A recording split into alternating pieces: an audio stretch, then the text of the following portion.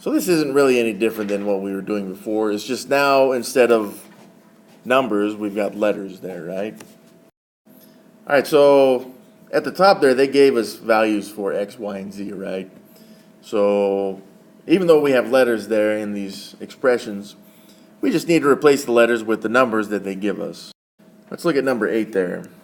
So we've got x minus z squared, right? But up here it's telling us that x is negative 1. So we'll replace x with negative 1. And if it helps to see that in parentheses, then put in parentheses. And then it gave us the z value, which in this case is negative 2. So we'll replace z with negative 2. Now notice I'm not changing that squared part of it, right? So in this, all I've got to do is evaluate this now. Negative 1 is just negative 1. And we'll subtract that from, this is going to be negative 2 times negative 2, which if we multiply those two, we get 4. So negative 1 minus 4. So if you lost $1 and then you spent 4 more, you'd be in the hole $5.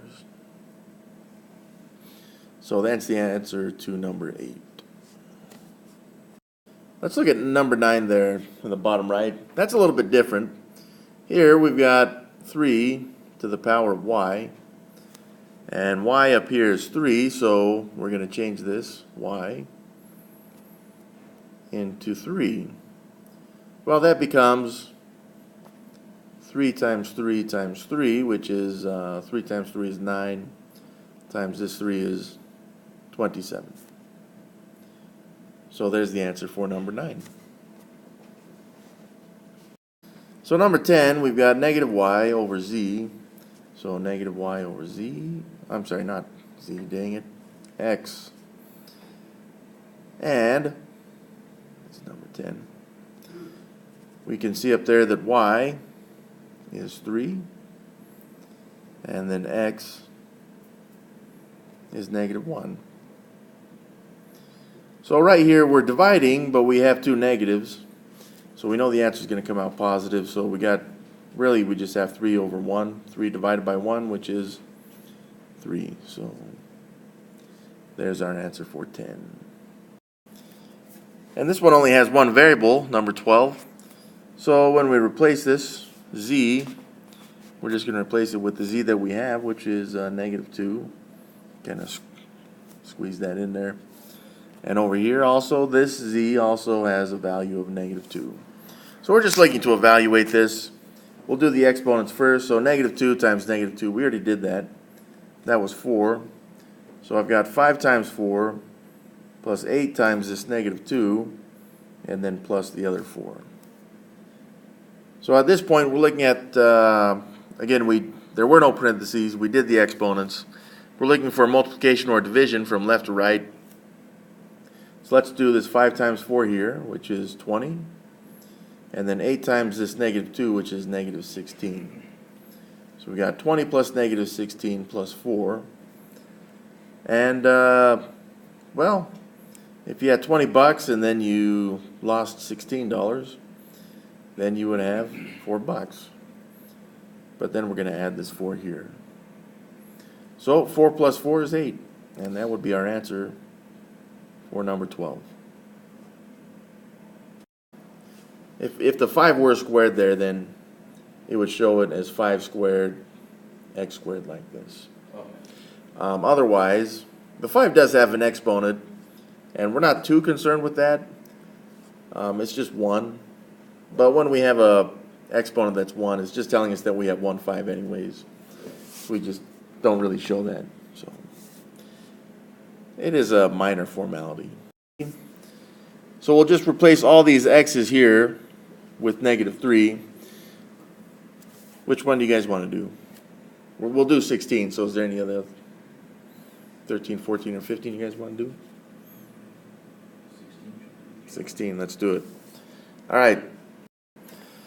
So x is 2, negative 2 rather. So for all of these x's, I'm just going to replace them with negative 2. So I got negative 2 squared minus 2 times the x, which again is negative 2. then minus 3 all over x, which once again is negative 2 plus 1. So we got our numerator, which is the top expression there, and then our denominator expression as well. We'll solve these one at a time. So let's look at the numerator first. Alright, so negative 2 squared, we've done that one already. Negative 2 times negative 2 is 4. And then we would have that minus 2 times this negative 2 minus 3. So now we've got this multiplication here. 2 times negative 2 is negative 4. So I've got 4 minus that negative 4 minus 3.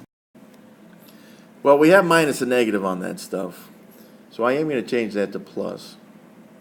So I've got 4 plus 4 minus 3. And 4 plus 4 is 8. Now minus 3. 8 minus 3 is 5. Now that was just the numerator, okay? So this now equals, in my numerator, I have a 5.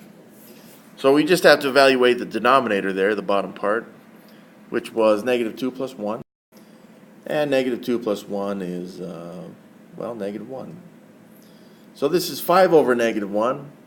5 divided by negative 1, I mean, we could look at it like this, right? 5 over 1.